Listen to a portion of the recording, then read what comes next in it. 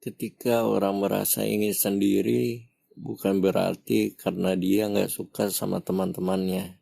Tetapi ada momen dimana kayak lebih nyaman sendiri aja.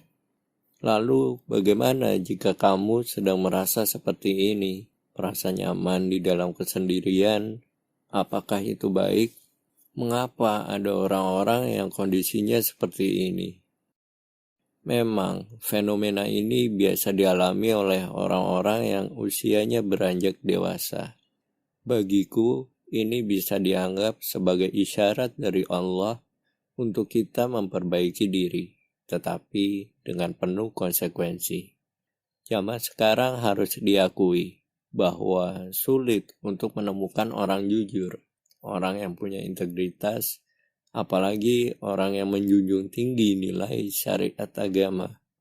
Ironisnya juga orang-orang yang baik atau jujur ini cenderung memilih diam dari orang-orang yang penuh kedustaan, kepalsuan, atau tipu daya di dalam dirinya. Hanya sedikit sekali orang yang mau membantu orang lain dikarenakan kesulitan hidupnya sendiri, sehingga individualisme zaman sekarang semakin terasa. Jarang ada orang yang rela berkorban untuk membantu orang lain. Padahal itu bisa menjadi sumber kebahagiaan seseorang jika mau membantu sesama. Ketika seseorang merasa nyaman berada dalam kesendirian, itu bisa jadi pertanda baik untuk kita bisa membangkitkan kesadaran untuk peduli terhadap sesama. Egoisme di dalam diri kita semakin bisa diredam, tetapi memang biasanya orang-orang seperti ini alfanya lebih tinggi. Artinya mental untuk memimpin dirinya sendiri itu tinggi. Jadi buat kalian yang merasa semakin mendewasa, kok justru malah gak nyaman ya saat melakukan hal yang dulu waktu masa remaja kita lakukan, maka yakinilah itu petanda baik dari Allah untuk datangnya hidayah menuju hidup yang lebih baik dan siap untuk menata diri sebagai orang dewasa. Karena kalau buatku, orang yang paling kuat itu salah satunya punya karakter bahwa jika semakin mampu untuk mandiri, maka semakin kuat hidupnya. Walaupun keadaannya sedang sulit, tetapi dia mampu untuk mandiri di dalam situasi apapun. Semakin jiwa kepemimpinannya tinggi, maka semakin baik diri kita. Kenapa? Karena self-managementnya semakin baik. Memang ada kendalanya. Ketika misalnya meyakini sesuatu dengan kuat, tetapi yang diyakininya ternyata salah. Biasanya akan keras kepala kalau dikasih tahu. Maka dari itu, hidayah adalah satu-satunya penolong. Karena kalau kita nyaman di dalam kesendirian, tetapi kita nggak tahu prinsip hidup yang benar dari sudut pandang agama, maka akan tersesat hidupnya. Berada di dalam kesendirian menjadi pilihan yang tepat saat lingkungan sudah cukup rusak. Teman-teman yang rusak, pengaruhnya buruk. Kalaupun ada yang baik, hanya sedikit. Dan kita yang bertahan di dalam kebaikan tidak punya cukup kekuatan untuk mempengaruhi kebaikan kepada mereka. Maka agama mengajarkan lebih baik kita menyendiri agar selamat dari pengaruh buruk, daripada kita memaksakan diri bergaul dengan mereka yang pada akhirnya kita terkena pengaruh buruk yang akan merugikan diri kita. Mengenai jati diri, orang yang sedang berada dalam kesendirian memiliki kesempatan untuk belajar memahami dirinya.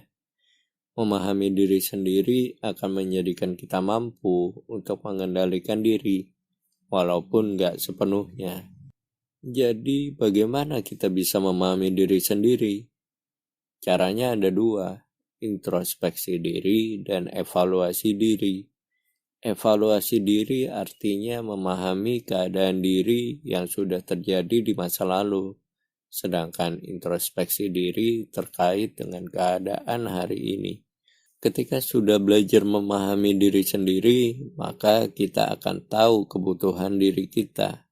Jadi harus disadari ketika sudah memahami diri sendiri dan pengendalian diri juga sudah dikuasai, maka selanjutnya adalah menentukan kebutuhan kita Orang gak akan benar-benar tahu apa yang dia butuhkan sampai dia memahami akan dirinya sendiri.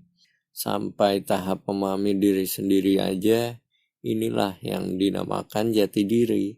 Artinya, kita benar-benar tahu karakter kita yang sebenarnya. Jadi kalau bicara soal jati diri, sederhananya adalah seberapa jauh kita tahu tentang diri kita sendiri agar kita mampu untuk mengendalikan diri dan kebutuhan kita.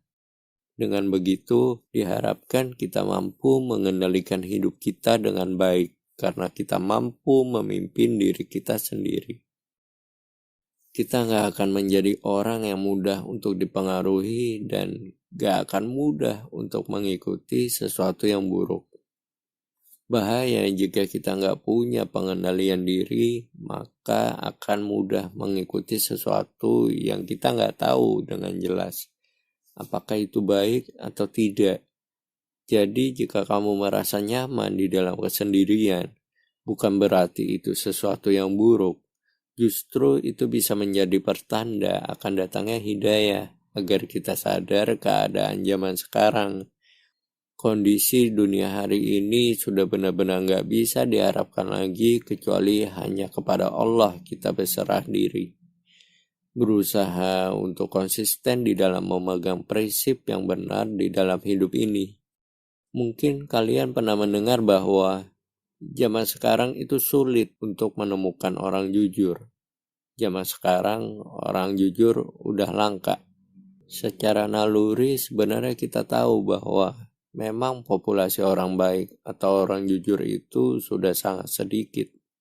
Konsekuensinya jika kamu memilih menjadi orang jujur, maka akan banyak menghadapi rintangan yang besar yang datang dari orang-orang yang tidak baik, orang-orang yang punya penyakit di dalam hatinya karena bagi mereka orang jujur itu penghalang bagi mereka yang memiliki tujuan untuk kepentingannya sendiri.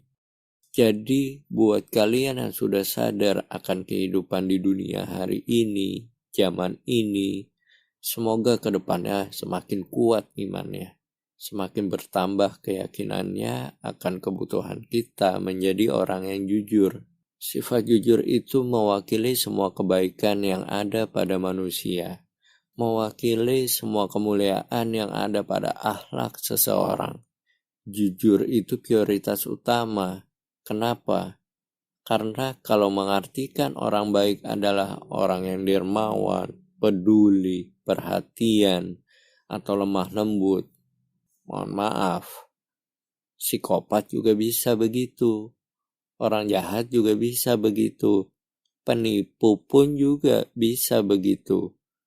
Apakah orang jahat selalu pakai cara yang barbar, kasar, atau terang-terangan begitu? Kan enggak. Tetapi yang menjadi perbedaan mendasar antara orang yang baik dan yang buruk adalah kejujurannya. Gak peduli sekalipun omongannya benar, tetapi jika tidak memiliki nilai kejujuran di dalam dirinya, maka sejatinya dia bukan orang baik.